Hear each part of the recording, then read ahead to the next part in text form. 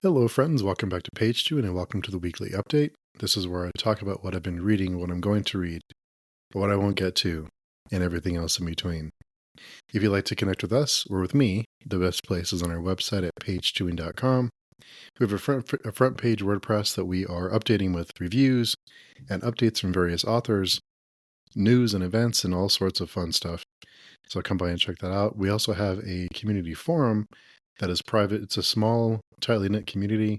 So if you'd like to join that, just create an account on the forum, and every so often I'll go through and I'll check for new people who register, make sure they're legitimate, that they're real people and not spammers or people wanted to cause trouble, and I will approve your membership. So if you do create an account, please be patient with me, and I do go through them at least once or twice a day. I try to. Speaking of trying to, I am a day late for the weekly update this week. I usually like to post them on Sundays because I've always done that.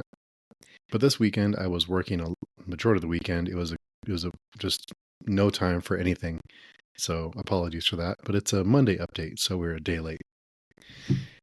So let's get let's get into what I've read this week. The first thing I read was Absolution. It's the fourth book in the Southern Reach series, not a trilogy anymore. It is, I'm reading this for the podcast Speculative Speculations. We meet every Friday to discuss certain books. And we read the original trilogy a few months ago, and we are reading Absolution now. We took a little bit of a break, and we're getting through Absolution. Now, I won't spoil this for anyone. I won't spoil the original trilogy. Annihilation is the first book. I really love that book. It's one of my favorite, probably all-time books, maybe top 10. Just spectacular. I just love the characters, the mystery. If you love Lost, a show like Lost, before it got a little long-winded, you'll probably love Annihilation. If you've seen the movie, you don't know really what the book is. There's so much more in the book, as usually is the case. I thought the movie was okay, but you learn a lot more in the book, and the book is much more interesting. There's a lot more in the book. So the trilogy, I wasn't the biggest fan of the way it wrapped up, or kind of wrapped up. And reading Absolution, I was excited to go back to that world. I was excited to go back to Area X and the Southern Reach.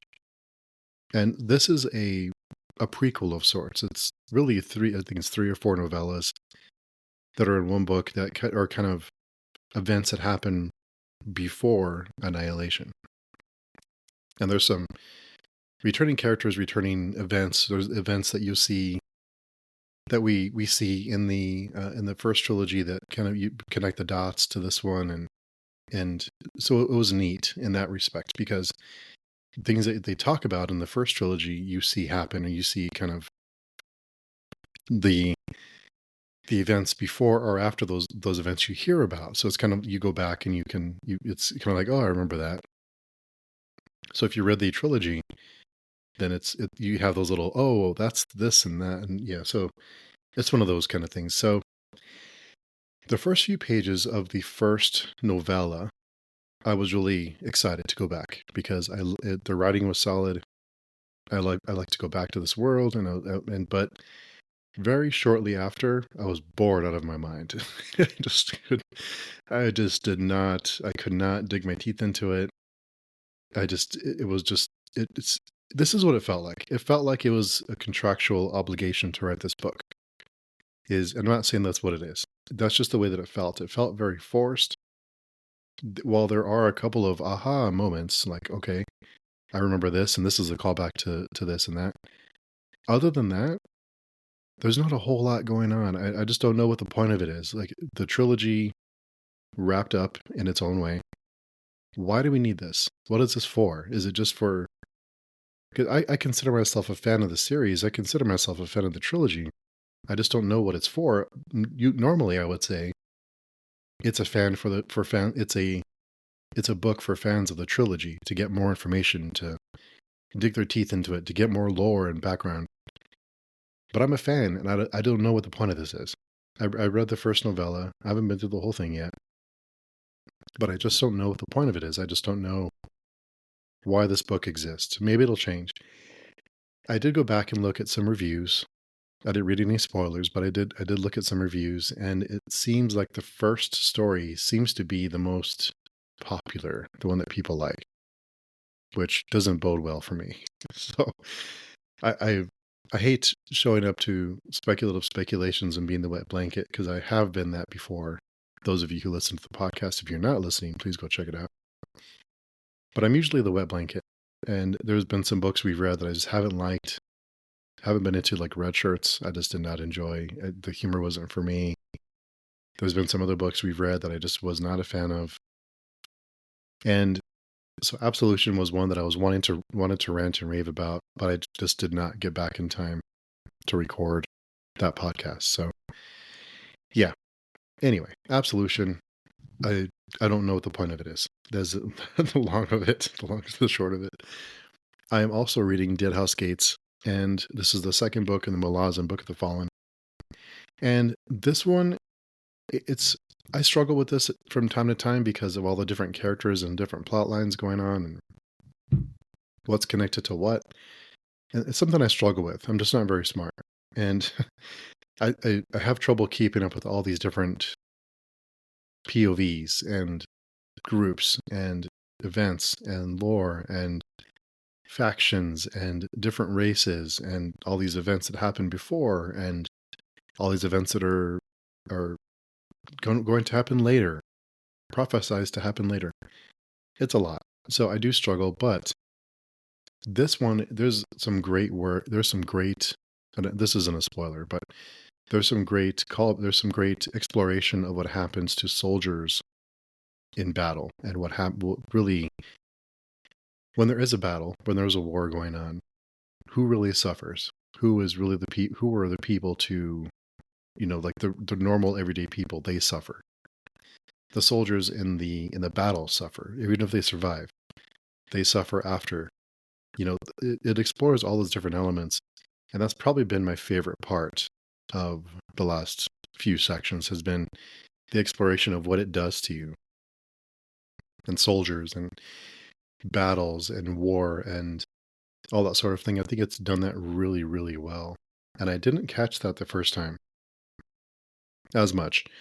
So it's been fun. These are definitely books to read over and over again because there's so much in them. They're just packed. So it's funny how you can read a book and have a takeaway, and you come back to it months, years, decades later, and you have a completely different view of what the book is about and your takeaways. There's so many different things involved in that, because it can be your age, it could be your maturity, it can be what you're dealing with at the time, your state of mind at the time.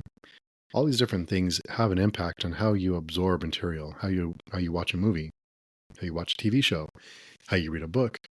All these things are factors in our enjoyment or the opposite, not enjoying something. So it's all very interesting. There's different things I pick up every time from certain books.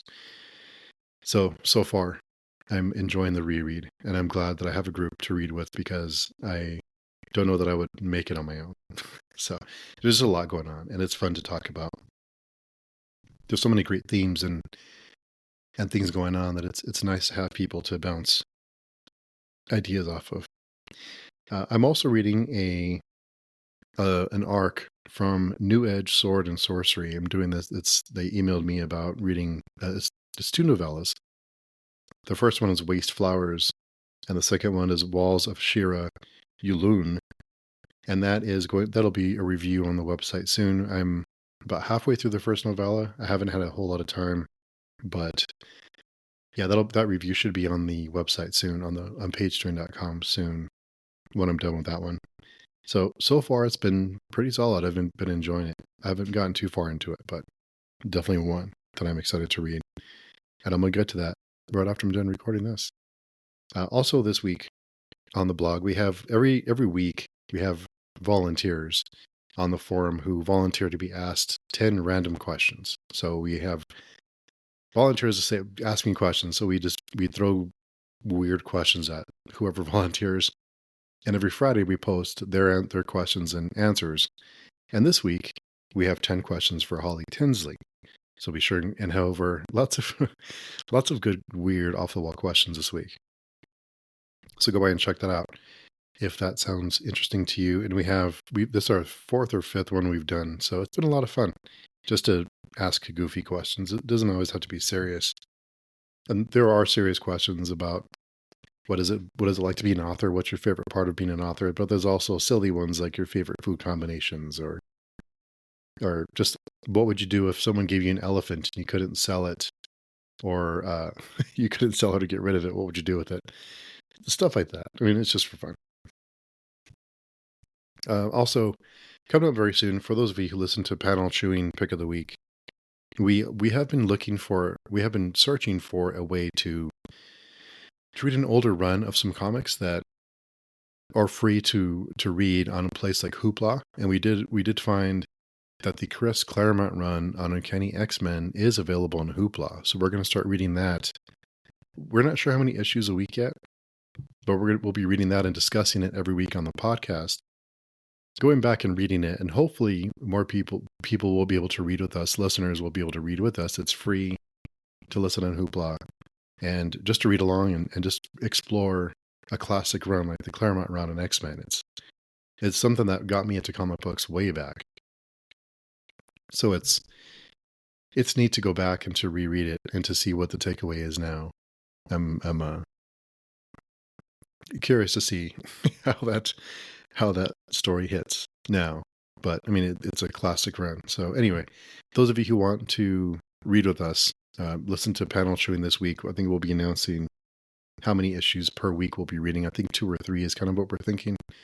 Because if we do 1 issue a week, it'll take us years to get through it. So a reasonable amount. It won't be anything crazy. So if you're looking to read with us and follow along, it's a great way and a free way to read with us. There's a couple other things. I will be starting the Border trilogy very soon. We haven't set dates yet for the first discussion. I do think I'll be posting weekly, kind of every 100 pages or so, updates on kind of those of you reading along with me. I'll be posting an episode, or if someone wants to join me for that, just to discuss the first 100 pages or so, 100 pages at a time. I haven't broken it down yet, but I think I'll be doing that.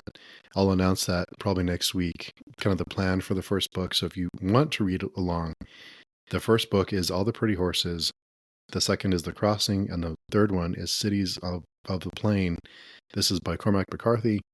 So if you'd like to read with us, or with me, I believe Chris is also reading with me. So I will have someone to discuss these books with at the end, at least. So it's another series. I'm excited to read. I love reading Cormac McCarthy. It always gives me things to think about, and it is challenging to read sometimes. But I always walk away with questions, even if I don't enjoy the book all that much, or enjoy the story all that much. There's always things to think about, and it always makes me wonder. I can't get it out of my head. Even like Child of God, I wasn't a big fan of that book, of the story, but it kept me thinking. I still think about it, even though I didn't like that book that much. It's food. It keeps your brain going, and that's important. Also, after the Border trilogy, next up, I would love to read the Brotherhood of the Eagle series, and after that, I believe we're planning on Wars of Light and Shadow. Going to be restarting that probably in the fall or winter. So, if you'd like to start that journey with us, I believe we're going to start with a short story, and just to kind of dip our toes in, and then we'll go from there. But we have some time to prepare. So, but if you'd like to read with us, again, that'll be coming here in a few months. And it's a long series. I fell off the other group. I just couldn't keep up with them. I have too much going on, and I fell behind too far. I decided to restart the series and start from scratch again. so we'll be doing that. And I'm excited about it. Because these books beg to be reread, and I'm excited to reread them. I think they're very dense. They're very thick. Like, there's a lot that happens. The prose, I love the prose, but it's very, very thick, very dense. It takes some time to get through. 100 pages in one of those books is like reading 300 or 400 in something else. It takes some time, and I want to take my time and enjoy it and absorb it and really take it in, because I felt like I was cheating myself by not taking my time and really digging into it. So those are things coming down soon. So if you'd like to, if kind of prepare for it. Also this week, I always post the pick of the week review on the blog. So if you'd like to see what my pick of the week was this week, it was out of Alcatraz? It was a historical fiction retelling of the three prisoners who in 1960 something, I forget the dates, they escaped Alcatraz and no one knows what happened to them. They don't know if they survived, if they drowned, if they are just alive today, hiding away somewhere. And it just kind of picks up where the prisoners are in the water on this raft, and it kind of tells the story of their journey after. And it explores, if you escape prison like that, you think you escape and it's like, okay, we're free, but it's not that simple. And really the journey is just getting started, because once you escape with other people, you have to make sure you trust them. And if you don't trust them, they might get you caught, they might get you killed, they might get you in more trouble. So it's all about, they become a liability if they're not smart, because you're tied to them, because if they get caught, chances are you're going to get caught. All these really great ideas and themes and things we're playing with, and it's just a lot of fun. It was a great book. So that was my pick of the week. Be sure and check out that review and check out the episode where we talk more about it. So this week I wanted to talk a little bit. I've seen a lot of articles lately and a lot of chatter online about why men don't read anymore. And I think one of the things that people talk about is the lack of books that are geared towards men in places like Target or Walmart. I think that's one of the places people say, look at all these books and it's all romance or fantasy romance, or this is why more men aren't reading. So a couple of things to break down here, because I have some thoughts on this. So first of all, let's go through some stats. Recently, there's been some studies, I believe a couple of years ago, there were some studies over percentage of adults who read for fun. And it was around 48% of adults read for fun, which is pretty high. I mean, it surprised me. But if you think about it, there's 8 million books printed a year. And somebody's reading them. I mean, well, not all the books get read, I guess. There's a lot of books. But if you think about it, there's a lot of people reading right now. I think that's a lot higher than I expected it to be, in the 30s or 20s for adults who read for fun. Now, for kids, the amount of kids who read for fun is more in the 30s. They don't read for fun as much, which I think shouldn't really be a surprise. I mean, if you think back to childhood, they're doing other things, especially now with social media and all these other things that are taking their attention away from reading. It doesn't really surprise me. That number is dropping. It used to be a lot higher for kids who read for fun, but not really surprising when you factor in, I think, all the different things that are vying for their attention. There's so many things that are trying to get their attention right now that it doesn't surprise me that fewer kids are reading for fun. Now, the amount of men and women, percentage of adult men and adult women who read for fun, more adult women read for fun than men read for fun. And those are just stats. You can't really deny that. I think women are in the 40%, and men are more in the high 30s% of men who read for fun. Okay, so a lot of adults read for fun. About half of adults read for fun, which encouraged me. I gotta be honest. Okay, so now the case is made. The case that's being made now is more men don't read for fun because there's not books written for them. Okay, so if you are looking for something to read, more women read for fun, right? So more women are buying books, and the best sellers right now are romance. I think romance is one of the most read genres. I know we talk a lot about fantasy and the classics and things like that. I love, that's kind of my wheelhouse is fantasy and classics now, and the occasional horror book, historical fiction, things like that. But romance, a lot of people read romance. Someone's reading it. People are buying it. Okay, so In a department store and place like Target, they're not going to fill their shelves with things that aren't best sellers. They want to put things on the shelf that are going to get sold. The books that are being sold are romance, fantasy romance, romantasy. That's just what sells right now. So they're not going to fill their shelves with books and their limited selection of books with a bunch of books that aren't going to sell. The best sellers are these books. So it makes sense. They're running a business. If you're running a business, you're running a department store, you're going to put the books that are going to move on the shelf because you're not a bookstore. It's just an add-on, right? I don't really get that argument. I understand that people want the option to be able to say, I'm going to buy the First Law trilogy, or I'm going to buy another really popular book that I guess people would say is written, more towards the audience is more male. That case can be made.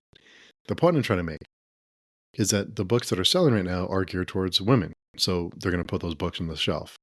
Okay, so I guess the argument against that is like, of course, but this is why men aren't reading. I don't understand it.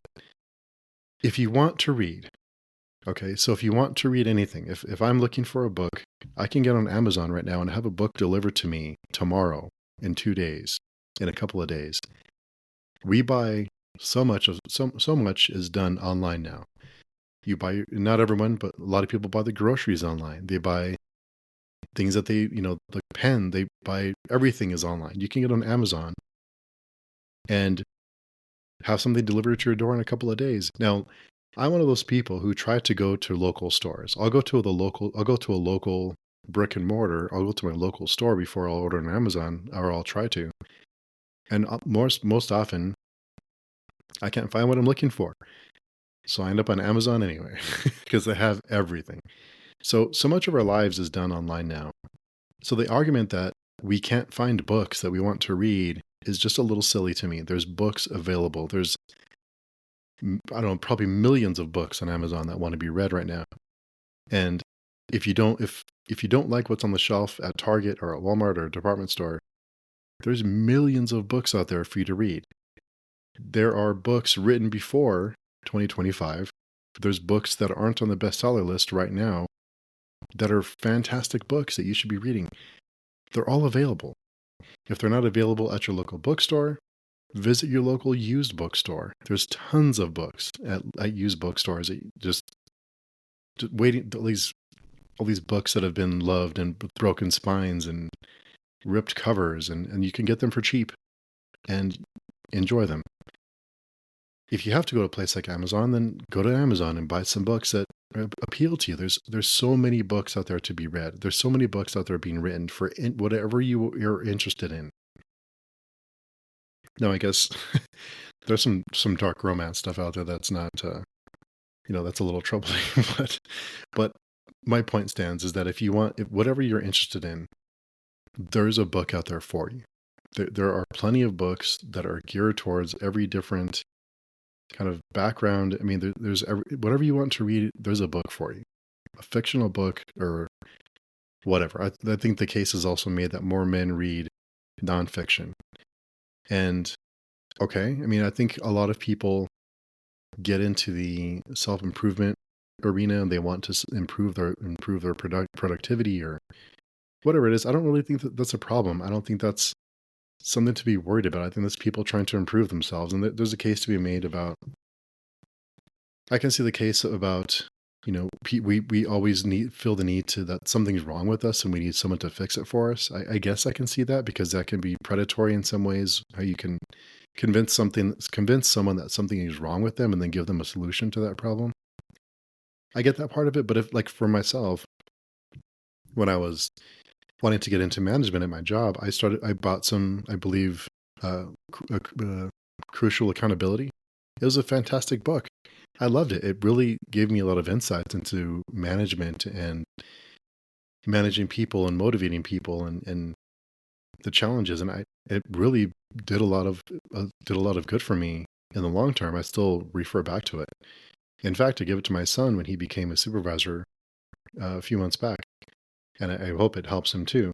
He's a big reader too. So, I don't think all that's really bad. I think That's overblown. There's lots of great self-help books that help people out in their everyday life. And if you're trying to improve, then good for you. Who am I to say don't read a self-help book? But there's a book for you no matter who you are. For those of you who may feel slighted, like there's not enough books out there, there's no books being written for me, go to Amazon, go to your local bookstore, go to your local used bookstore. There are plenty of books right now waiting to be read. There's millions of books, and there's a ton of older books too that just get overlooked in the shuffle, and fantastic stories that just want to be read. And there's plenty of books out there for you. So on one hand, I understand how people are I guess bothered by it, but as a business, you want to have the books that sell on the shelf.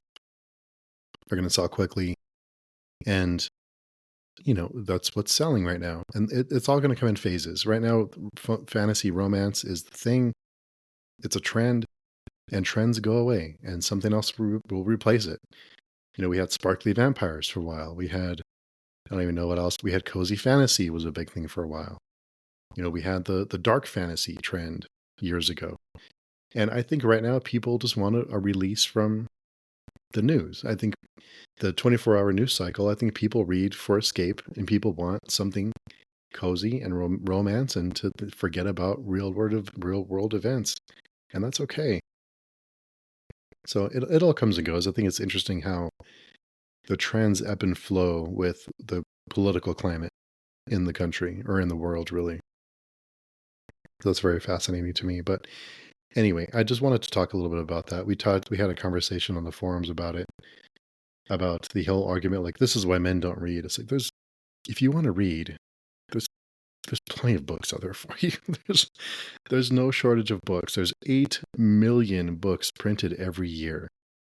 There's one of those books you will enjoy. You just have to find it and to dig for it. It's like, you don't like everything that's happened.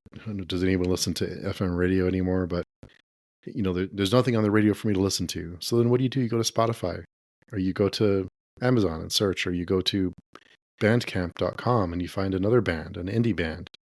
That's just one, there's so many avenues for us to find entertainment. There's really no excuse. Just because Target doesn't have a book that's geared towards you doesn't mean there's not a book that you can read. It's a little silly. Sorry. But I'll get off my soapbox. But anyway, so if you are someone who wants to get into a certain genre and you want suggestions, let me know, and I'll try to throw some ideas your way. There's so many great books out there to be read. So many great books. And reading is good for you. Reading is, I believe it helps calm you. It helps you slow down. And in this world, it's important for us to take a breath and to decompress and to pick up a book and read some letters on a page and just get lost in these fantastic worlds, or whatever world it is. Whatever you're reading, as long as you're reading, right?